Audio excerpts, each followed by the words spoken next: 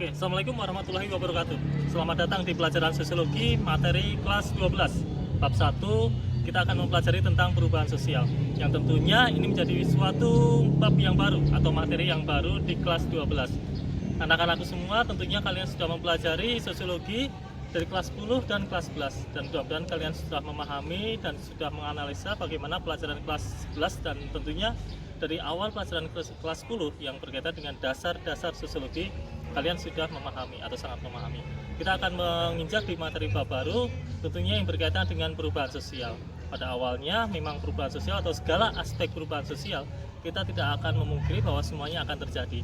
Perubahan tetap akan terjadi dan perubahan pasti akan dilakukan oleh manusia tentunya karena manusia ingin mengetahui dan ingin merubah dan tentunya dan selanjutnya itu ingin memudahkan hidupnya dari perubahan sosial. Jadi manusia pada intinya tidak pernah merasa puas dari apa yang dia miliki sekarang.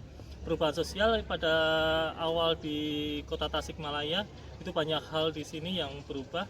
Tentunya dari bagaimana Kota Tasik berpisah atau membuat pemerintahan sendiri dari sistem pemerintahan yang dulu pernah ikut di Kabupaten Tasikmalaya. Pada kesempatan kali ini saya akan menyampaikan beberapa jenis perubahan sosial. Yang paling pertama adalah perubahan revolusi dan perubahan evolusi. Revolusi tentunya kalian sudah tahu bahwa perubahan revolusi itu adalah perubahan yang terjadi yang sangat cepat. Contohnya misalkan Indonesia pernah merdeka atau kemerdekaan RI yang berlangsung memang sangat cepat meskipun prosesnya kita sangat lama. Tapi proklamasi atau Bapak Presiden kita yang pertama Insinyur Soekarno menyampaikan dengan lugas dan secara cepat pada saat tanggal 17 Agustus 1945. Itu merupakan perubahan yang sangat cepat atau perubahan cepat. Perubahan yang lambat tentunya ada berbagai macam hal yang merupakan atau terjadi perubahan yang lambat. Contohnya misalkan perubahan yang penemuan obat atau bagaimana manusia itu meramu dan memilih dan bagaimana menemukan obat yang tepat itu tentunya melalui proses yang panjang atau melalui suatu proses evolusi.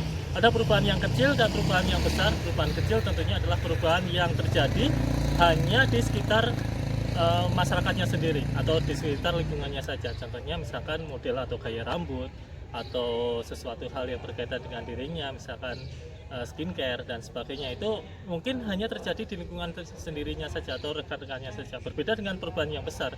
Contohnya adalah misalkan di Indonesia terjadi perubahan atau pergantian presiden. Nanti di tahun 2024 tentunya setelah Bapak Presiden Jokowi menjabat selama 2 periode akan terpilih atau mungkin Indonesia akan mempunyai presiden yang baru. Itu merupakan perubahan yang besar karena setelah pergantian presiden semua aspek tentunya di Indonesia sistem pemerintahan dan sebagainya itu tentunya banyak sekali yang berubah. Atau hal yang lain adalah kenaikan harga BBM itu bisa dikaitkan dengan perubahan yang besar. Terakhir, perubahan yang dikehendaki dan perubahan yang tidak dikehendaki. Perubahan yang dikehendaki contohnya misalkan ini bisa dilihat di SMA 10 kita sekarang lagi membangun atau merenovasi gedung kita yang mudah-mudahan nanti akan menjadi gedung atau salah satu sekolah yang mempunyai gedung yang terbaik di Kota Tasik atau salah satu yang terbaik di Kota Tasikmalaya. Perubahan yang tidak dikehendaki contohnya adalah bencana alam, gunung meletus atau Merapi pada saat meletus tahun 2010 itu luar biasa dan itu memang di luar kehendak manusia dan itu merupakan perubahan yang tidak dikehendaki. Demikian untuk pelajaran sosiologi kita hari ini dan saya rasa singkat untuk penjelasannya dan terus belajar yang berkaitan dengan sosiologi karena perubahan sosial merupakan materi yang bisa kita lihat sehari-hari di lingkungan sekitar kita. Terima kasih. Assalamualaikum warahmatullahi wabarakatuh.